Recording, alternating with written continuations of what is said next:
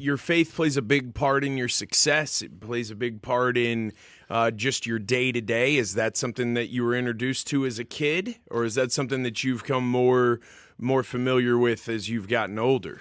Well, man, I actually was, I used to go to church all the time as a kid. And I think because my mom, there was times where I didn't want to go, where she would make me go. I kind of started being really rebellious when I was like 16.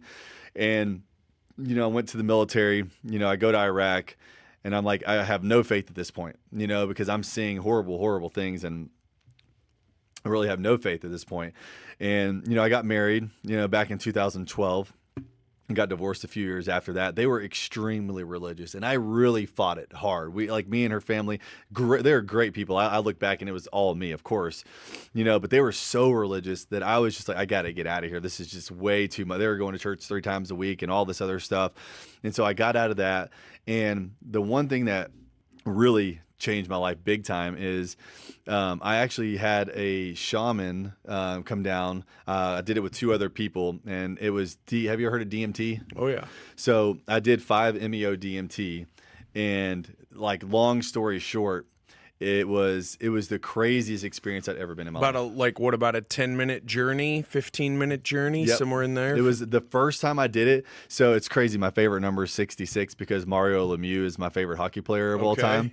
And so when she weighed this medicine, she was like, man, it landed on 66. And she was like, 50 is a pretty strong dose. And I was like, I'm doing it. It's 66. It was like all this like spiritual stuff at the time. So I was like, okay, I'm going to do that. Right. So, I'm laying there, I have the shaman, we're doing all this stuff, you smoke it, and then you start to lean back, dude. And as soon as you lean back, you're like completely gone, like blasted off into space. And I go and I'm like basically flying through space and time, like through a kaleidoscope. And it felt like I was there for an eternity. I wake up, what they say was like 15 or 16 minutes later, and I'm like bawling, dude. It was like love. Like, what I learned from it was like love was the answer to everything. But I felt like I was missing something, like something else was there. And so I hit it again. I do it again. And like this time, because I was like really scared to hit it again. Like back to back? Back to back. Like I sat there and cried for probably 30 minutes, and then I did it. So I go back in, dude, and I see God. And he is like, Travis, you have to go see your birth mom right now.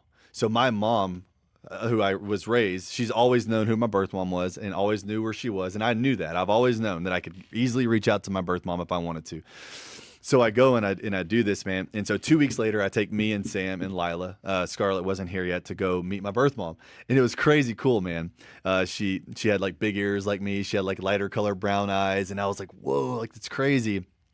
But, she had a canister. So I guess she like really heavily smoked cigarettes. Well, long story short, had a great conversation. 2 weeks later, her friend calls me. She dies on the phone with me in the hospital 2 weeks after I met my birth mom. That was when I was like, God is real.